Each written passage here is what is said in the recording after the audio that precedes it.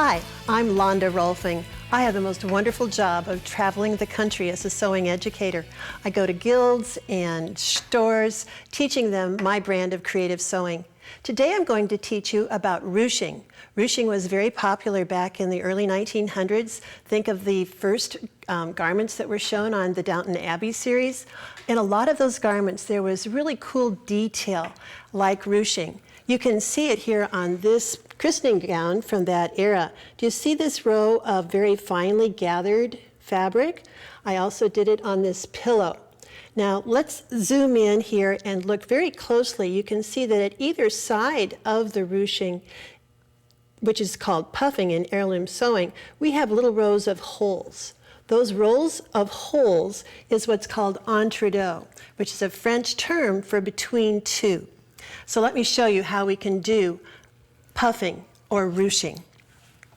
In Series 800, I actually taught my way of gathering, and in doing so, what I taught was that what I do is actually backstitch at the beginning when I start to set my gathering rows. I use normal stitch length instead of a longer stitch length because I want those gathers to be very close and tiny. Now when you're going to do a row that's parallel, not shaped, then what you want to do is actually pull up your top row of threads simultaneously. So can you see I'm actually pulling all this up at the same time? Once that gets all pulled up, then what I would do would be to take my entredeux, determine which side is the prettiest, lay that down, centering it over between those rows. And let's just pretend that I had sewn that.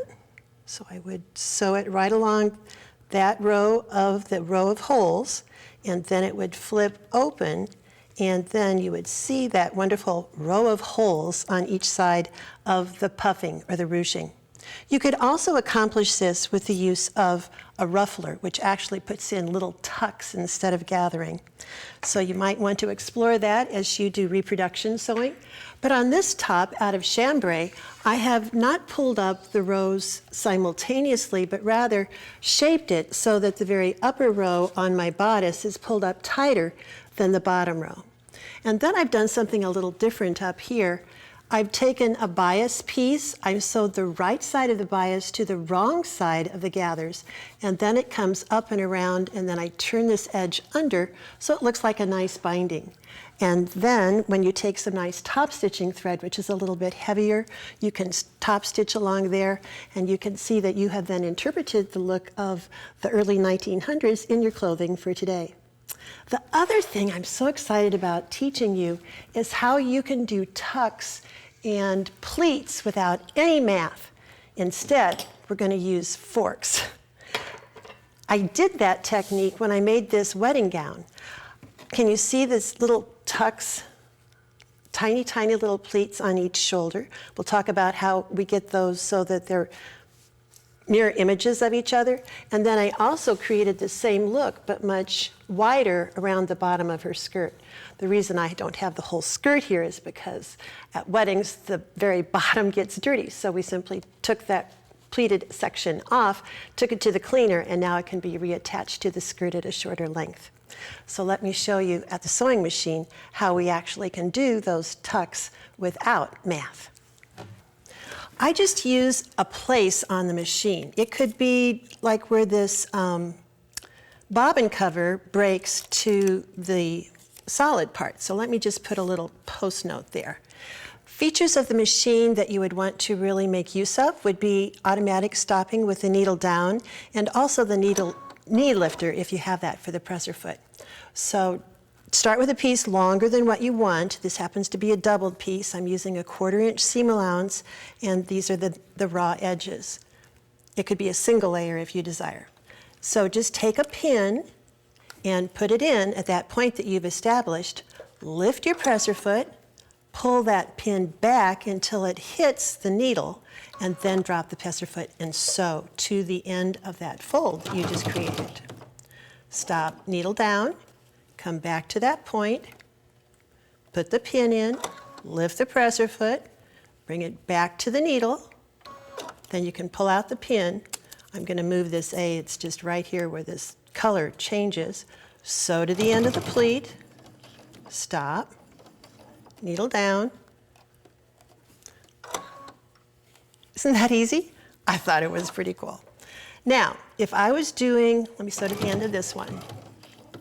If I was doing the other shoulder, then I wouldn't come under, but I'd come up. So I'm going to stick my needle, my pin in, but instead of going under, I'm going to come up.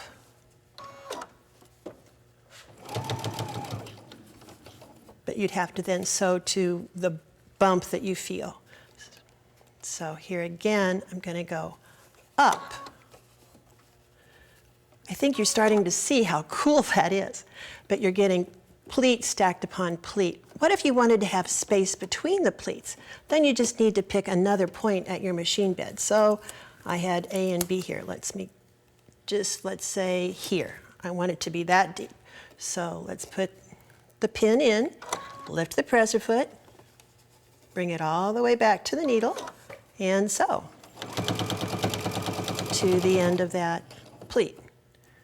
Put your pin in, lift your presser foot up, bring it back to the needle, and sew to the end of the pleat. Pretty cool, huh? And then I saw on the internet that you can do the same thing, as I told you before, with forks or hair picks. So let's get rid of these marks. This is a cool way to do it. Put your fork upside down and one tine in. Then do you see you can just roll this up,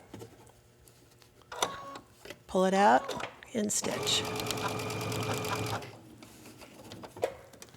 Put the fork in, turn it up. So it's really the same principle, but you're using a fork. If you wanted smaller pleats, how about a pickle fork? You could do the same thing. And again, if you wanted the pleats to go the other way, I have to think about this. Then you rotate towards you. It's just harder to get the fork out.